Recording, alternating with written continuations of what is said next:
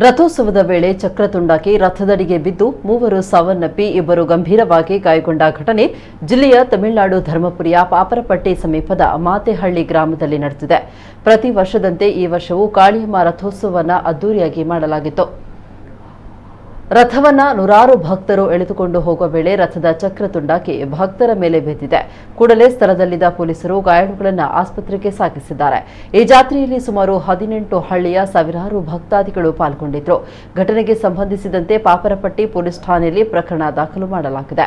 ಘಟನೆ ಬಗ್ಗೆ ತಮಿಳುನಾಡು ಸಿಎಂ ಸಂತಾಪ ಸೂಚಿಸಿದ್ದು, ಮೃತರ ಕುಟುಂಬಕ್ಕೆ ತಲಾ 5 ಲಕ್ಷ ರೂಪಾಯಿ ಪರಿಹಾರ ಘೋಷಿಸಿದ್ದಾರೆ. ಇತ್ತೀಚೆಗೆ ತಮಿಳುನಾಡಿನ ತಂಜಾವೂರಿನಲ್ಲಿ ರಥೋತ್ಸವದ ಸಂದರ್ಭದಲ್ಲಿ ಅವಘಡ ಉಂಟಾಗಿತ್ತು. ರಥಕ್ಕೆ ಹೈ ವೋಲ್ಟೇಜ್ ವಿದ್ಯುತ್ ಸ್ಪರ್ಶದ ಪರಿಣಾಮವಾಗಿ 3 ಮಕ್ಕಳು ಸೇರಿ 11 ಮಂದಿ ದಾರುಣವಾಗಿ ಮೃತಪಟ್ಟಿರುವ ಘಟನೆ ತಮಿಳುನಾಡಿನ ತಂಜಾವೂರಿನಲ್ಲಿ ನಡೆದಿತ್ತು.